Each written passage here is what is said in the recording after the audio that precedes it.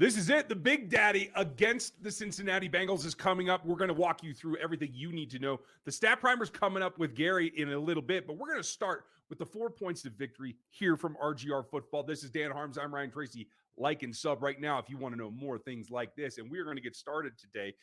Dan, what's the big deal? You know, Joe Burrow is second in the NFL. He has 16 the most batted passes next to Justin Herbert with 18.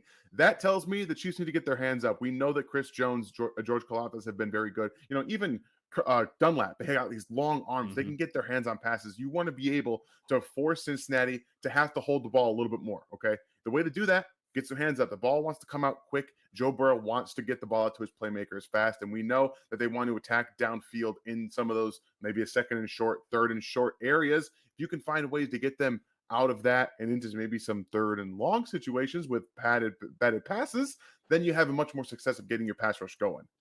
And that's my big thing. My first point was get to third and long. And by long, I mean 6+. If you can hold solid on first and second down, that means defeating the run.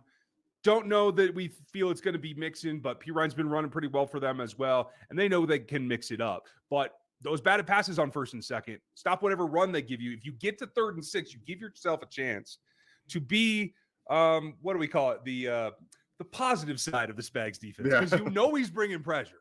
So if you have that length, I think that allows you the time to be successful with the L'Jarius Sneed blitzes, hopefully with the Willie Gay blitzes.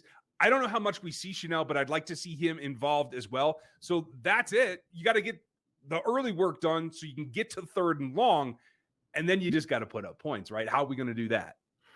We all know that the Bengals want to stop the Chiefs throwing the football. Like, that's their biggest thing. Like, that's what they want to do. They went into those 8-man coverages last year in the AFC Championship game. This past week, they can adapt their defense to whatever they want to do, and they stop Derrick Henry in the run game.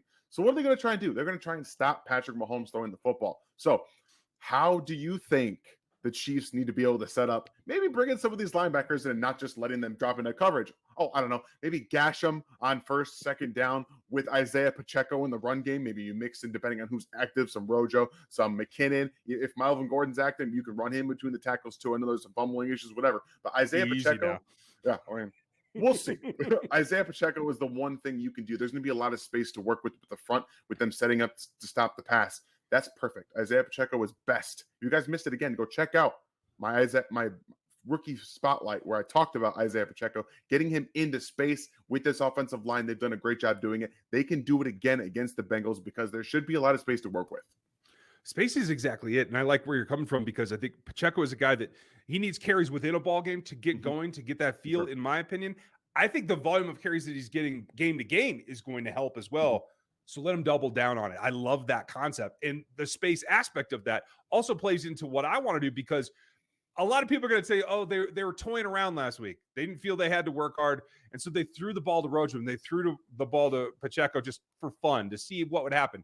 No, that's called groundwork, folks. That stuff is coming because the 5 split out thing is real. And that's part of the key for Patrick Mahomes in this ball game, is to distribute the ball to anybody and everybody he can. I expect 3 tight ends to make catches. Yes. I expect multiple running backs to make catches.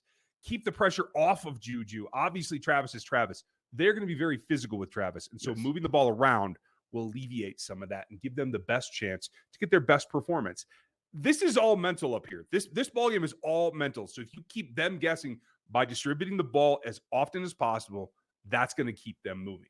Now, how they get that done is dependent on performances that add up to the conglomerate that is the stats that really give you the key and the insight into how this game works. Gary's going to run all that out for you right now. Make sure you like, sub, and hit the bell. Here's Gary. All right, let's rock into a stat primer for the Chiefs-Bengals game this coming Sunday. This is the 31st regular season matchup between the Bengals and the Chiefs, with the Bengals owning the head-to-head record with a 16-14 record versus the Chiefs. Coach Reid is 1-2 versus the Bengals during his time with Kansas City, and Mahomes is 1-1 versus Cincinnati, 1-2 including the playoffs, and he has not beaten Joe Burrow in a head-to-head matchup. Looking at the stats for this game, both teams have very good offenses. The Chiefs are number 1 in points per game at 29.6 points per game, while the Bengals are number 5, scoring 25.9 points per game. Another thing the Bengals do well is that they have a very good third down offense. They are fourth in the NFL, converting on 47.1% of their third downs. The Chiefs, on the other hand, are first in the NFL in third down conversion rate, converting 51.2% of their third down attempts. In terms of yards per play, the Chiefs are first in the NFL, averaging 6.5 yards per play. The Bengals are 11th, averaging 5.6 yards per play. Overall, the Chiefs' offense has outperformed the Bengals' offense, and one area where the Bengals have struggled is running the ball. They only average 3.9 yards per rushing attempt. That is 29th in the NFL. Both teams take care of the ball fairly well, ranking the Chiefs are 13th as far as taking care of the ball goes on offense, while the Bengals are 9th in the NFL. On the defensive side of the ball, these two teams are once again pretty similar. The Chiefs are 11th in the NFL, giving up 5.3 yards per play, while the Bengals are 15th in the NFL, giving up 5.4 yards per play. In terms of points per game allowed, the Chiefs are giving up 22.1 points per game, which is 16th in the NFL, and the Bengals are giving up 21 points per game, which ranks 13th in the NFL. The Bengals don't do anything particularly great on defense. They're middle of the pack pretty much across the board. One thing the Chiefs have done very well on defense so far this year has been their ability to get after the opponent quarterback. They rank third in the NFL in pressure percentage, forcing a pressure on 26.1 of the opponent quarterback's dropbacks. In the meantime, the Bengals rank 17th in the NFL, only pressuring the opponent quarterback 22.6% of the time. The Chiefs have blitzed the 9th most in the NFL, while the Bengals have blitzed the 21st most. So what that means is that the Chiefs have been able to get after the quarterback without blitzing too heavily. Their front four has been doing a much better job over the past several weeks, pushing them to be one of the better pass rushes in the NFL. So props to the Chiefs defensive unit. The Bengals, on the other hand, don't blitz a lot and they don't have a lot of pressure, so they're more of a coverage team. We'll see if that plays out on Sunday, and the Bengals aren't able to get after Mahomes very often. In terms of strength versus weakness matchups in this game, the Chiefs defense ranks 11th in rushing yards per play allowed, which is they're giving up 4.3 yards per rush, while the Bengals offense, as we mentioned before, is 29th in the NFL in rushing the ball, only getting 3.9 yards per rushing attempt. You want to see the Chiefs defense force the Bengals to be one-dimensional in this game. That should be a goal of theirs.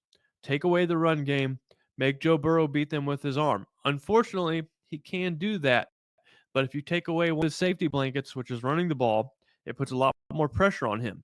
And if the Chiefs are able to do that, take away the run, it's going to give their defense a chance to pin their ears back, and get after the quarterback. Another strength versus weakness is the Chiefs' pass rush versus the Bengals' offensive line. So the Chiefs are third in pressure percentage, as we mentioned, and the Bengals are 22nd in the NFL, giving up a sack on 7.8% of Burrow's dropbacks. So this is another game that may be won in the trenches. If the Chiefs are able to limit the Bengals' rushing attack and get after Joe Burrow, it could be a long day for the Bengals offense. I think the Chiefs defense stylistically matches up very well with what the Bengals want to do. And if the Chiefs are able to get after Joe Burrow, then it could be a long day for Cincinnati's offense. In terms of a strength versus strength matchup, both these teams have really good offenses. So both teams are good on third down.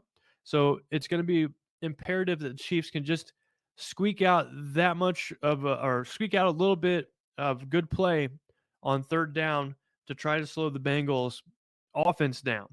Both teams are also good at scoring the ball. You know, the Chiefs are number 1 in the NFL at scoring, and the Bengals are number 5. So we might have a shootout on our hands, but I want to reiterate the fact that I think that the Chiefs defense stylistically matches up pretty well with what the Bengals want to do. They want to force the Bengals to throw the ball. The Bengals haven't done a great job of protecting Burrow. The Chiefs have been doing really well getting after the quarterback. So you want to see the Chiefs pass rush really get after Burrow in this game. In terms of predictions, Ryan's predicting the Chiefs win 33-31. Dan's predicting the win 27-24. I'm predicting the Chiefs win 33-26, and Seth is predicting the Chiefs win 31-27. So all four of us are picking the Chiefs in this game, and the majority of picks I've seen have been in the Chiefs' favor. But the spread is 2.5 points in the Chiefs' favor. It's a very winnable game for the Bengals, so the Chiefs are going to need to bring their best game. There's been a lot of talk back and forth prior to this game, so this is a little bit of mini rivalry that's starting to heat up. It should be a fun game. With that said, what do you think the score is going to be in this game? What do you think the keys are for this game? Let us know in the comments. As always, make sure you like this video and subscribe if you haven't done so already. With that, that's all I've got to add. Let's go Chiefs. Hopefully they can put a good game up versus the Bengals.